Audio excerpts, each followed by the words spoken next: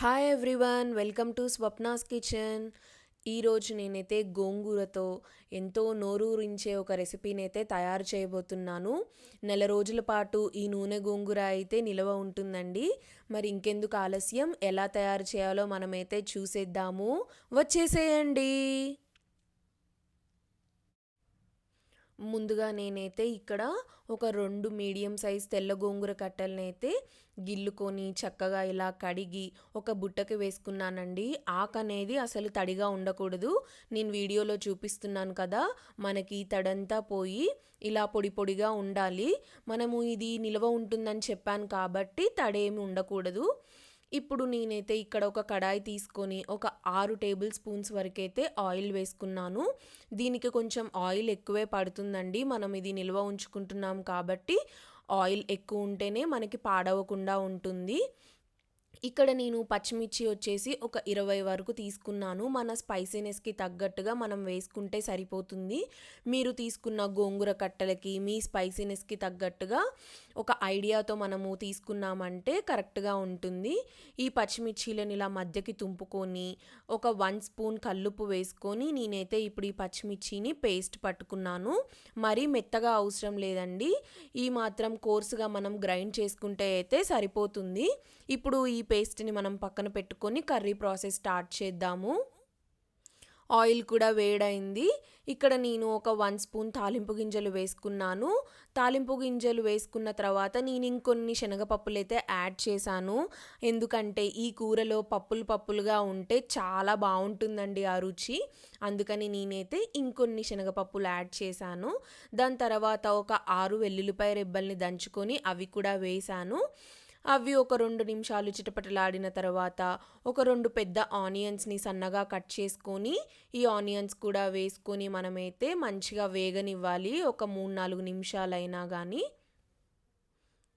ఈ మాత్రం ఉల్లిగడ్డలు వేగిన తర్వాత మనం గ్రైండ్ చేసి పెట్టుకున్న పచ్చిమిర్చి పేస్ట్ ఇప్పుడు నేనైతే యాడ్ చేస్తున్నాను.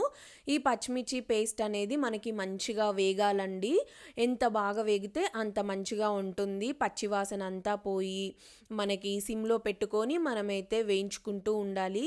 ఈ కూర అయితే నేను చెప్పడం కాదండి, మీరు ట్రై చేశారంటే చాలా బాగుంటుంది. ఆ రుచి అనేది మీకే తెలుస్తుంది నేను ఇంతగా ఎందుకు చెప్తున్నాను అనేది. ఒక 5 నిమిషాలు అలా వేగిన తర్వాత ఒక 1 స్పూన్ పసుపు కూడా వేసుకొని మంచిగా ఈ పచ్చిమిర్చి పేస్ట్ అంతా అయితే వేగనిద్దాము.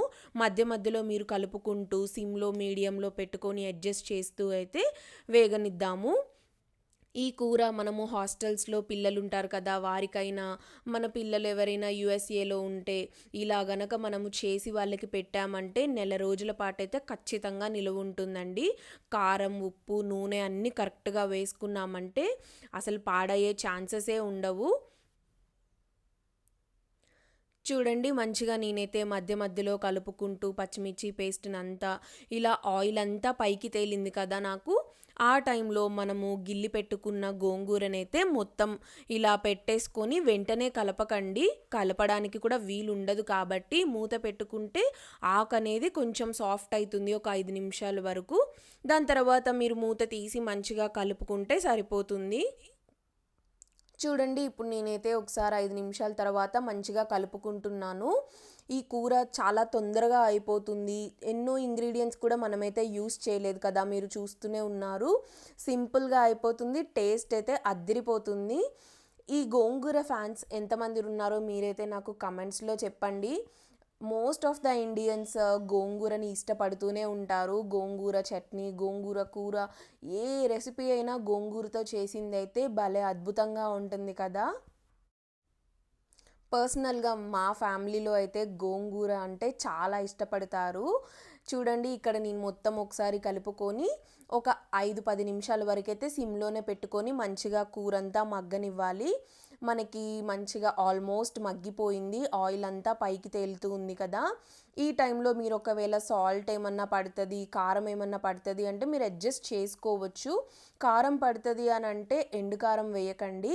ఇంకొన్ని పచ్చిమిర్చీలనే మీరు మిక్సీ చేసుకొని యాడ్ చేసుకుంటే సరిపోతుంది.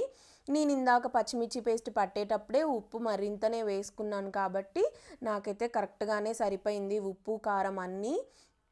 ఇంకొద్దిసేపు నేనైతే మగ్గనిచ్చాను ఒక 5 నిమిషాల వరకు. కూర అయితే పర్ఫెక్ట్‌గా కుక్ అయిందండి నాకు. చాలా బావుంది. చాలా మంచి స్మెల్ అయితే వస్తుంది ఈ కూర.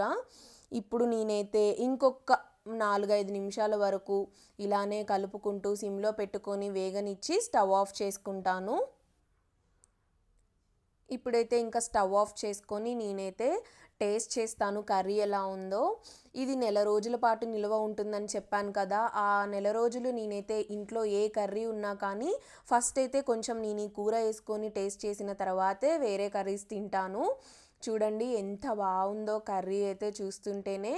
ఈ కర్రీలోకి ఒక్క ఆమ్లెట్ యేసుకొని నంజుకొని తిన్నామంటే ఆ టేస్ట్ అనేదైతే సూపర్ అండి. నేనైతే ఆమ్లెట్ కూడా వేసేసుకున్నాను. మంచిగా కలుపుకొని ఆమ్లెట్‌తో పెట్టుకొనైతే తింటాను. మీరు కూడా ట్రై చేయండి. మీకెలా వచ్చిందో నాకైతే కమెంట్స్‌లో చెప్పండి. మరిన్ని వీడియోస్ కోసం stay tune to our channel. Thank you for watching. Have a nice day. Bye.